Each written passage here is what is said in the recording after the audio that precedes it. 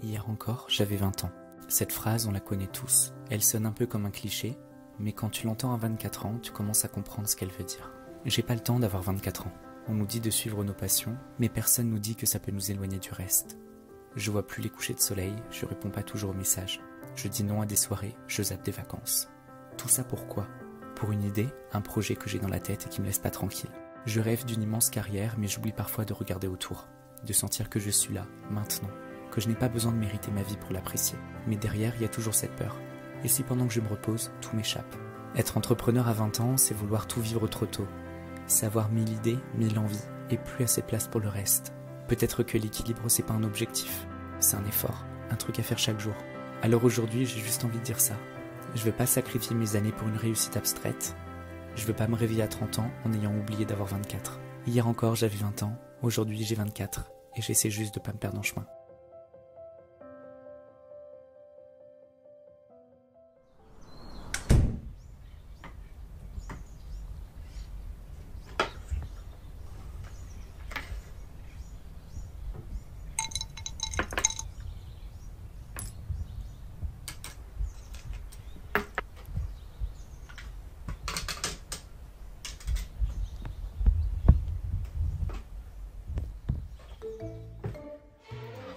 Regardez ce que j'ai reçu.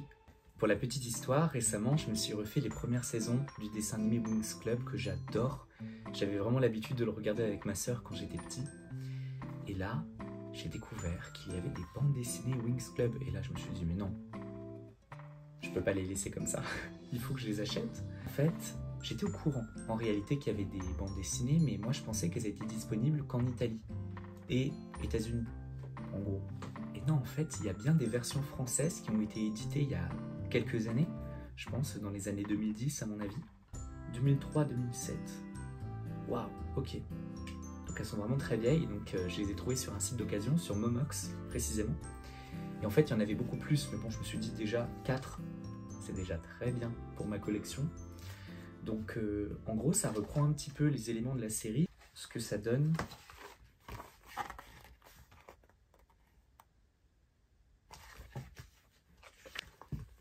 J'adorerais qu'il les réédite en intégrale. J'aime beaucoup acheter en fait les BD en intégrale, vous savez, quand il y a des centaines de pages. J'ai fait ça pour Lou, par exemple, l'intégrale de Lou. Je suis complètement fan de Lou aussi.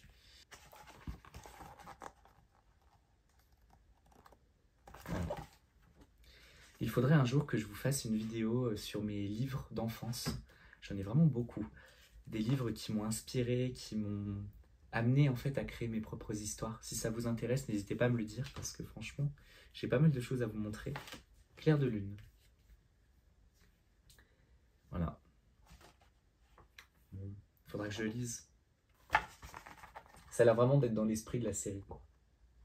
Il y a beaucoup de dessins animés qui m'ont marqué étant enfant et beaucoup de livres que je recherche vraiment un peu partout sur internet et quand je les trouve, ils sont trop chers. Donc voilà, parce que comme ils sont plus édités, bah forcément les prix varient en fonction de la rareté de l'album. Cet après-midi, il faut que je continue une peinture que j'ai commencée récemment. C'est une course-poursuite qui a lieu dans la 3e séquence de mon livre. Voilà, c'est un peu ce que ça donne pour le moment. Je ne sais pas si vous voyez très bien, mais c'est une petite course-poursuite au niveau d'une rivière. Et je vais vous expliquer une petite anecdote autour de cette scène. En fait, le décor que vous voyez, c'est un vrai décor que j'ai photographié l'année dernière lors de mon voyage dans les Pyrénées. Je vous avais emmené pendant ce voyage, d'ailleurs j'en avais fait un vlog qui est toujours disponible sur ma chaîne YouTube si jamais ça vous intéresse. Et j'avais adoré en fait toutes les randos que j'ai fait dans les Pyrénées-Orientales. Et il y a beaucoup de décors qui m'ont inspiré pour la dernière séquence de mon livre justement. Et du coup ça en fait partie. Il y a plusieurs illustrations un peu montagneuses que j'ai fait récemment et que j'aime beaucoup parce que c'est vraiment des choses un peu que j'ai vécues. Je vous montre une des peintures que j'ai réalisées ces derniers jours. Elle représente l'une des montagnes que j'ai vues dans mon voyage dans les Pyrénées l'année dernière. Je l'ai photographiée pendant ma randonnée et je m'étais promis de l'illustrer pour mon prochain livre. Donc c'est chose faite. J'ai mis 3 heures à choisir un bleu, le bon bleu. C'était vraiment compliqué de trouver la nuance parfaite qui pourrait s'harmoniser avec le reste des illustrations de mon album. Je voulais ni un bleu qui soit trop fort, ni un bleu qui soit trop pâle. Il fallait que je trouve un juste milieu. et je suis plutôt content. Je trouve que la nuance s'harmonise parfaitement avec les autres images de ma séquence. Je suis plutôt satisfait de cette peinture. Je la prends presque comme une illustration d'un carnet de voyage. C'est assez amusant.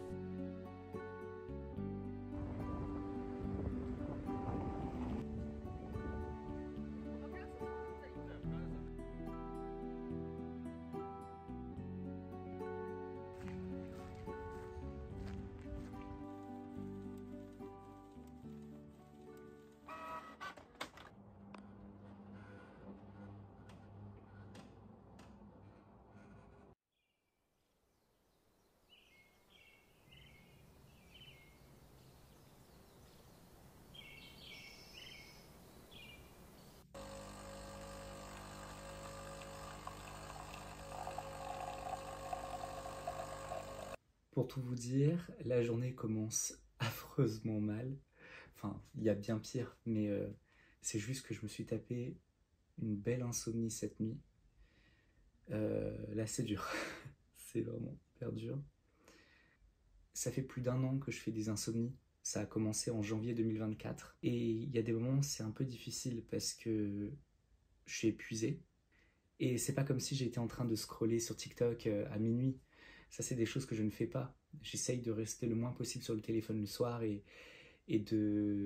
d'aller vers des activités beaucoup plus tranquilles et beaucoup plus chill pour cette heure de la journée.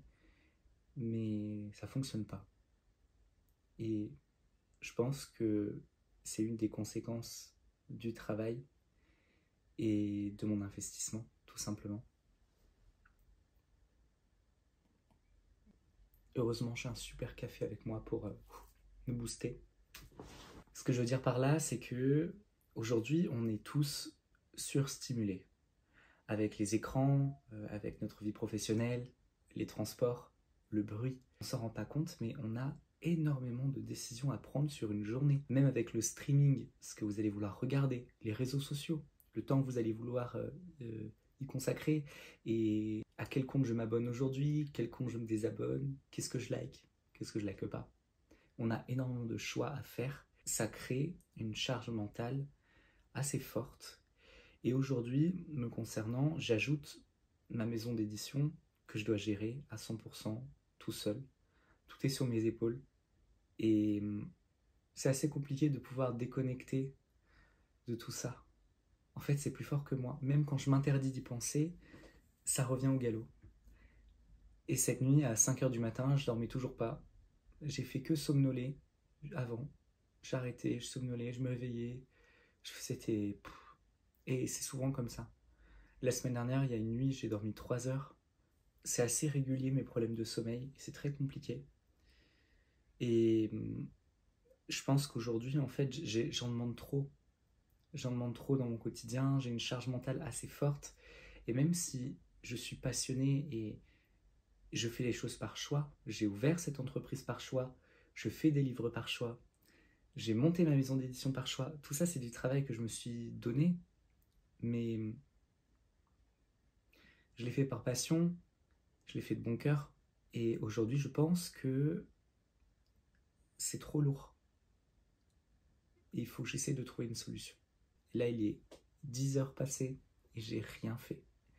Franchement, je me suis levé vers 9h30 à peu près. Le temps d'aller prendre ma douche, de me faire un café, etc. J'ai rien fait. Voilà. Bah bon, écoutez. C'est pour ça, en fait, ce matin, je me suis dit, mais est-ce que je vais filmer ou pas? C'est pas forcément très intéressant. Et puis, j'ai une sale tête, hein. Là, je suis cerné, mes cheveux, ça va pas du tout, faut que j'aille chez le coiffeur. Enfin, bon, ça n'a rien à voir avec l'insomnie, hein, mais je me suis dit, oh, est-ce que je reporte pas? Est-ce que je fais pas ça un autre jour où j'ai quand même meilleure mine et tout? Mais en fait, non. Je me suis dit, non, montre l'envers du décor. Montre en fait que ça peut être ça aussi l'entrepreneuriat, ça peut être ça aussi d'avoir des projets assez lourds. Bon, on va quand même essayer de passer une bonne journée, d'être productif, d'avancer sur ses tâches. Dit-il celui qui disait il y a 5 minutes qu'il se mettait une grande charge mentale. Mais bon, j'ai des projets avancés, j'ai un livre à sortir, donc il faut que j'y aille. Le reste, on verra. Incorrigible. Alors, voilà comment je travaille en ce moment. Moi, vous le savez peut-être, je sais pas, j'en parle pas beaucoup, mais je m'organise beaucoup sur Notion. Je suis très structuré, j'ai des pages sur tous les plans de ma vie, en fait. Notion, dans mon utilisation, c'est parfait pour le mois, pour avoir une vision d'ensemble, mais j'ai besoin d'avoir quelque chose de quotidien pour m'aider. Donc, j'ai pris un petit carnet, en vérité que j'ai depuis un moment, je l'ai depuis 2021 et je ne l'ai jamais utilisé. Il faut savoir quelque chose, c'est que j'ai peur d'abîmer mes carnets. J'utilise rarement des carnets et tout, j'ai trop peur de les abîmer de la même manière que je ne colle jamais mes stickers. Même les miens, je les colle pas. J'ai trop peur de regretter l'endroit où je les ai collés. Ça, faut que j'arrête aussi, c'est trop mon truc d'attendre le moment parfait, l'idée parfaite, tout ça, donc j'essaie d'arrêter. Alors, c'est pas du tout esthétique.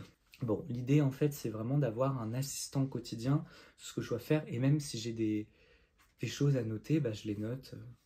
Par exemple, la semaine dernière, j'ai eu vraiment j'avais trop le seum.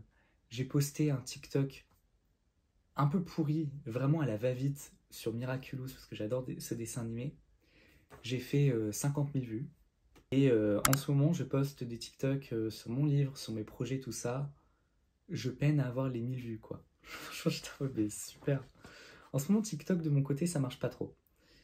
Bon, après, croissance, décroissance, toujours les réseaux sociaux, hein, mais c'est vrai que TikTok, là, de mon côté, ça décolle pas en ce moment. Enfin bref, ça, j'ai noté. Ça, j'étais pas content. Je me suis dit, non, non, non. Faut que je fasse un post Instagram qui sort demain. Un post TikTok. 2 peut-être. En ce moment, j'essaie de poster un peu tous les jours, mais aujourd'hui, je crois que je vais avoir la flemme. Faut que je tourne le vlog YouTube. Donc là, je suis en train de le faire avec vous.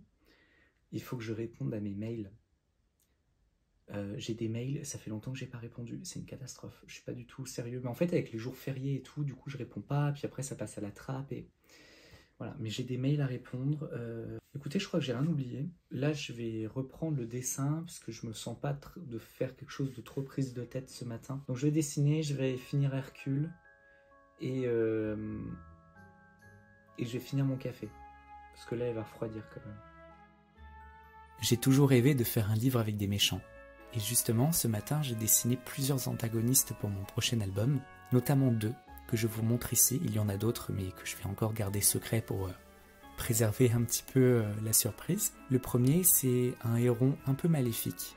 J'étais parti sur un design totalement différent au début avec des plumes qui tombent un peu en spirale et tout. Et finalement, j'ai totalement changé son style. Je suis vraiment content du résultat. À l'heure qu'il est, il est déjà en peinture. Je vous le montrerai peut-être dans une prochaine vidéo. J'ai aussi illustré un deuxième méchant qui a vraiment une expression un petit peu maléfique. Il a pas l'air très commode en tout cas. J'aime vraiment beaucoup aussi son style.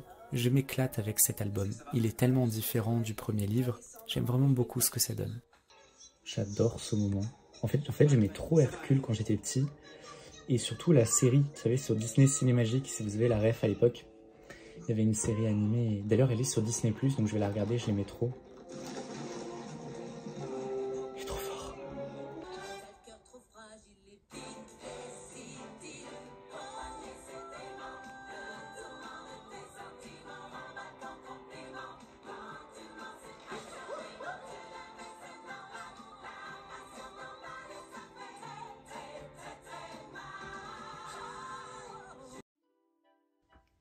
Oh là là, je suis éclaté.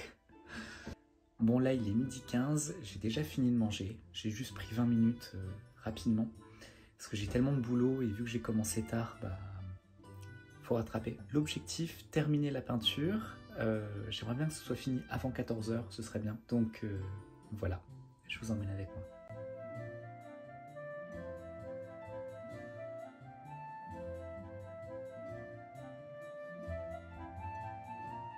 Coucou. Qu'est-ce qui t'énerve aujourd'hui? Aujourd'hui, il y a tout qui bug. C'est insupportable. C'est la pleine lune. Voilà, c'est la pleine lune.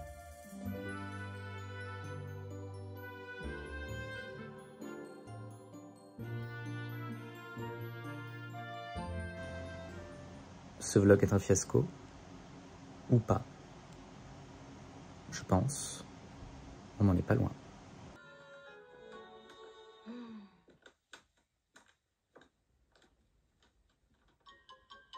Allez.